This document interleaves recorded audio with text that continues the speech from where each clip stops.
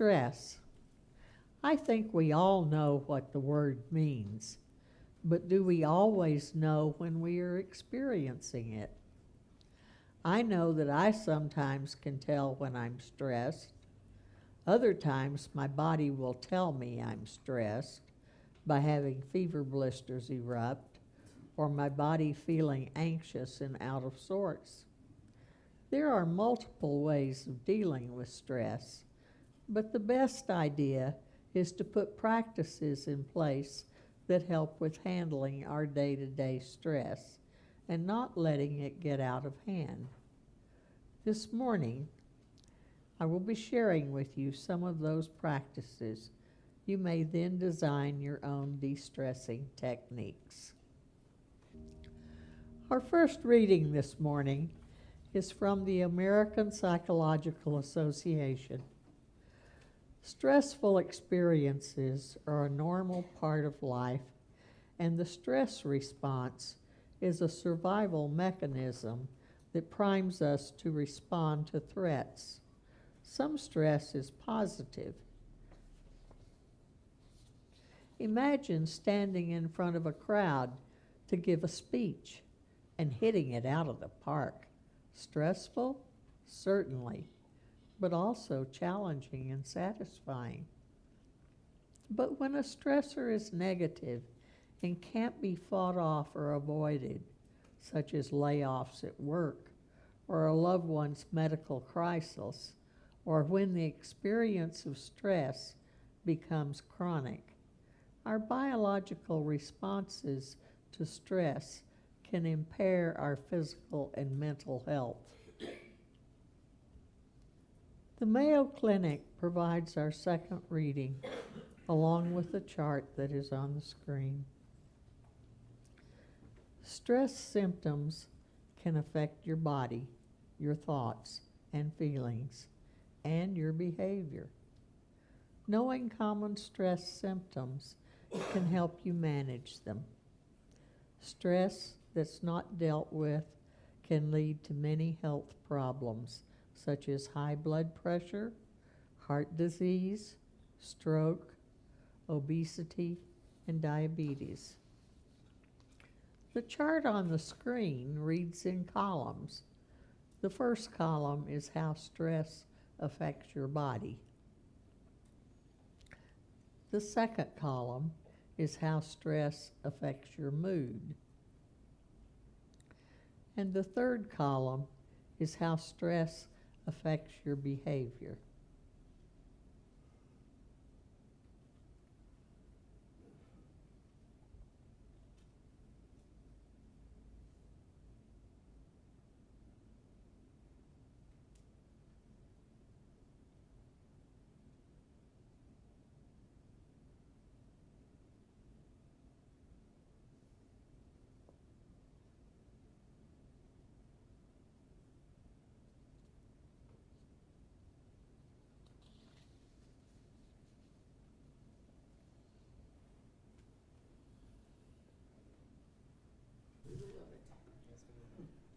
I don't like wearing watches, but to track my steps, I decided to get a new smartwatch. Not the Apple variety, since they're so expensive, but one that measures steps, heart rate, sleep. And as a bonus, I found out it measured stress. As I sat down to write these remarks, I checked to see what my stress level was. And the watch says, oh, it's 28, you're relaxed. I certainly didn't feel like I was relaxed. Instead, I felt like I was really worried about how this service was going to come together. I've put together everything else for the service and left my discourse to the very last. I'd gotten the readings done, the PowerPoints done, the worship associate script done, everything that was time-consuming, but simple for me. Now I got to write my remarks. Not simple, so no, I don't believe I am relaxed. Just checked again, and now my stress reading is 34, normal, but going up. I'll check again later as I continue to write this and see if it changes again. With current events changing rapidly, making seemingly potential major changes for us on an hourly basis, stress can become a significant issue for our health and well-being. With that in mind, I've been doing some research for myself on how to cope with stress, to prevent it from becoming distress. We all might recognize what stress looks like in our own bodies. It can differ from individual to individual. For me, I become uncomfortable, anxious, tired, and as some of my friends know, grouchy. My tendency is to isolate, which makes the symptoms even worse. When these stress symptoms continue for days, they can turn into something called distress, according to Dr. Kali Cyrus, a Washington, D.C. based psychiatrist, which adds excess work to our body, exacerbating its wear and tear. Cyrus calls it discomfort at extreme levels, and can lead to high blood pressure, elevated hormone levels, conditions like chronic fatigue, depression, immune disorders. I don't know about you, but I would rather learn and practice coping mechanisms which will help me control stress symptoms so they don't turn into distress. To that end, I've looked at lots of research online, and I want to share a few of the suggestions which I have found. Side note, my stress during this writing at this point was 40, still considered normal, but it's still going up. One of the first suggestions, and the reason everyone was given a notebook and a pencil today, and if you didn't get one, see us afterwards. So you should have gotten a notebook and actually a pen, is to keep a journal. Now, this isn't a normal journal necessarily. The first journal under consideration is something called a gratitude journal. Allison Aubrey is a food and health correspondent for NPR News website. Of gratitude, Allison writes, "There is a lot of research on the benefits of gratitude. One of her examples is a study from Harvard T.H. Chan School of Public Health, which reports prior research has shown an association between gratitude and lower risk of mental distress and greater emotional and social well-being." That's fairly well known. However, its association with physical health is less understood, said the lead author, Yin Chen. He's a research scientist in the Department of Epidemiology. Our study provides the first empirical evidence on this topic, suggesting that experiencing grateful affect may increase longevity among older adults. I like that. Aubrey continues, "So you can ask yourself this: if I had a list of all the things I'm grateful for, would it be long? Think of all the people, the events, the experiences that bring you joy. At first, you may only think of a few obvious ones, but with practice, your list can grow longer as you notice more small things that enrich your life. Trying to remember in your head isn't always successful. Writing a list in a journal allows you to see your progress in being grateful. You may even keep one major list that you review daily. You don't have to rethink it and rewrite it daily, but you can keep adding to it. So each time you think of something more that you're grateful for, you just put it on the list. And so your list will continue to grow. Another use for the journal is to write down troubling events. We tend to fixate on the negative. So after writing down the problem, try to reframe the event to find anything that might be positive about that event, the silver lining. For example, recently, my car died with a troubling message. Your hybrid system is experiencing problems. Get to a safe place and stop immediately. So I called the dealership, and they said, yes, that was a valid message and definitely stop. Turns out the hybrid battery had died. It was a $4,200 problem. That's a lot of money on a limited budget, and I certainly could have stressed for quite some time about taking the money out of my precious savings. This is how I reframed my thoughts. It's better that it happens now than next Saturday and Sunday when I'm driving to Virginia with my 2 cats. So it was much better for it to happen then. I have road service, so I got my car towed to the dealership and I didn't have to pay anything extra. The new battery has a 10-year warranty. And since I'm 78, it'll be good till I'm 88. Who knows if I can even drive that long? It's a Toyota. So even though my current mileage is 189,000 plus, I should be able to get 300,000 miles out of this car on this battery. I did have some savings, and I made the decision to get a new battery so I don't have to get a new car with payments, which I might not be able to afford. So after I thought about all those things and I kind of jotted them down, I felt much better about the problem than I did originally, and much less stressed about it, because the mental shift made the difficult situation seem more manageable. At this point during my writing, my stress was reading 68, above normal. Another thing we can do when we seem to be fixated on the negative is to switch our focus to something pleasant. It could be a beautiful sky, a call to a friend, anything that gives you pleasure so that you can handle that stress in a different way.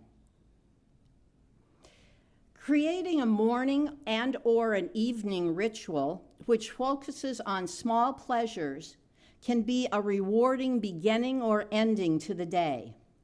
These rituals you make up yourself, but they may include writing in your new journal, relaxing with your favorite pet, stroking a pet, relaxing with a favorite beverage, watching the birds, savoring a favorite photograph, thinking about your favorite people, anything that may help you shift to a sense of calm or comfort. I have a friend who is very into starting her day. She gets her coffee, she sits with her pets on her lap, and she thinks about all of her friends and how important they are to her. And that's her daily ritual, and that gives her a relaxing start to start from. Other rituals could also include, hang on just a second.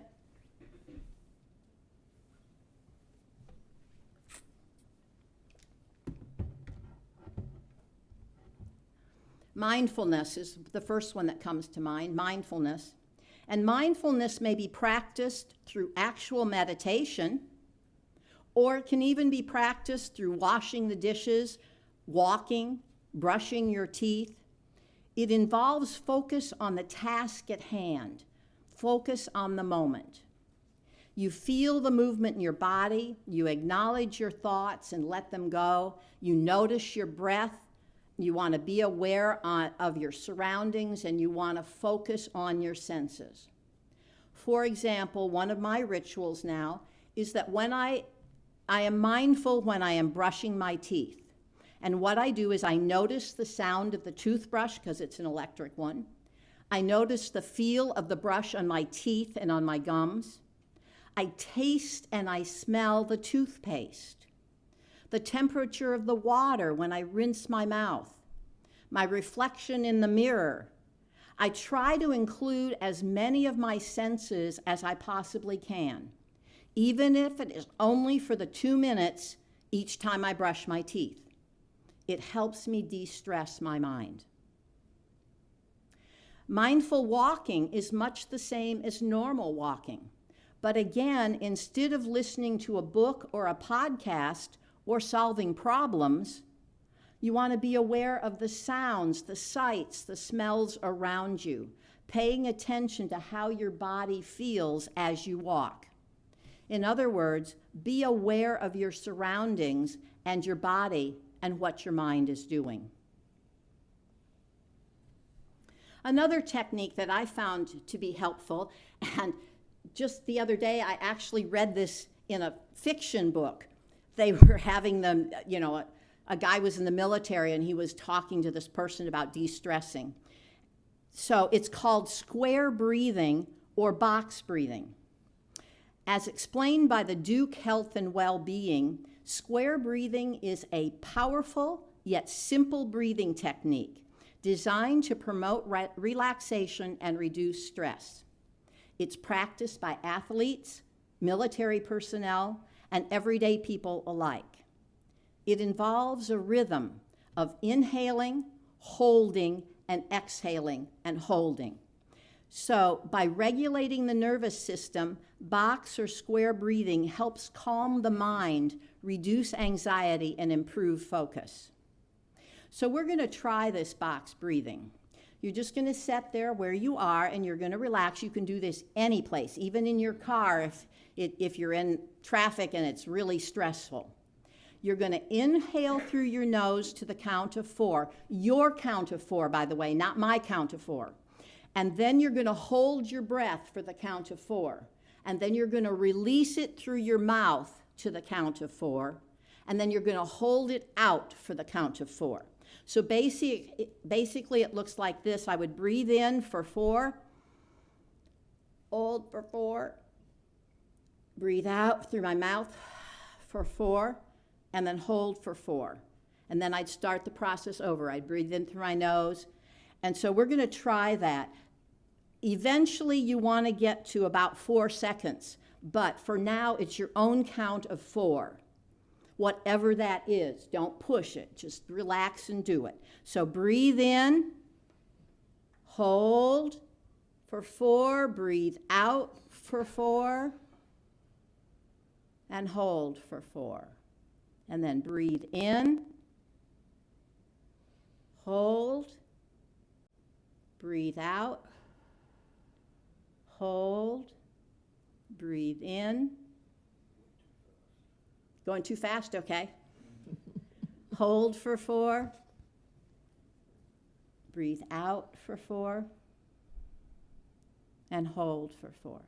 And you can do this for as long as you need to do this.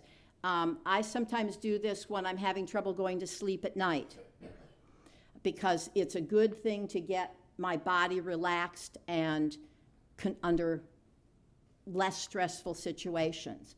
Snipers use it for their job too, because it helps them. Square or box breathing can be practiced almost anywhere, and it can be used as a mindfulness technique for meditation. So if you say, I can't meditate because my mind is too busy, if you're counting your breaths, it's easier to maintain to be able to meditate. So just another little one. Another meditation, we did this on Laugh Out the Old Year. This was called laughter meditation. And it may be accomplished just by laughing by yourself. And it's a meditation that we did that Sunday of Laugh Out the Old Year. So we're not actually going to do it this morning, but just a reminder of what the technique is. You find yourself in a comfortable position and relax for a minute. And after about a minute, you start by chuckling for about a minute. And then you go to the belly laugh for a minute.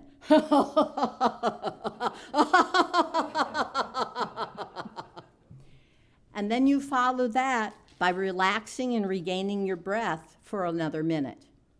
And it sounds strange, but it really, really does work. And you can increase it to longer times. It doesn't have to be just a minute. Once you get into the routine of it, you could do 2 minutes or 3 minutes, however many you want to. And if you want to, the other thing you can do is if you first wake up and you want to wake up, do that for the first few minutes when you first wake up before you ever get out of bed. And then you might even add a few gentle stretches, and so that when you get out of bed, you're ready to go. Another meditation is the gratitude meditation. It's a Buddhist meditation, and we're going to try this now. Notice your breathing, but don't necessarily try to control it. And again, I'm going to give you some statements that you say when you breathe in and in your mind, and statements you say when you breathe out. And so the first one is on an in-breath, you're going to say, "May I be happy." In your mind, as you breathe in, you're going to say, "May I be happy." And then as you breathe out, "May I be healthy." And as you breathe in again the next time, "May I be safe." And then as you breathe out again, "May I be peaceful and filled with joy." So let's try that on an in-breath. "May I be happy." On an out-breath, "May I be healthy." On an in-breath, "May I be safe." On an out-breath, "May I be peaceful and filled with joy." The second set, we use the same basic words, but you say, "May you be happy." And you can have an individual in mind, or you can just send it out to everyone. But an in-breath would be, "May you be happy." Out-breath, "May you be healthy." In-breath, "May you be safe." Out-breath, "May you be peaceful and filled with joy." And the third section to this is "may all." So it's on an in-breath, "May all be happy." On an out-breath, "May all be healthy." On an in-breath, "May all be safe." On an out-breath, "May all be peaceful and filled with joy." And this one is a good one.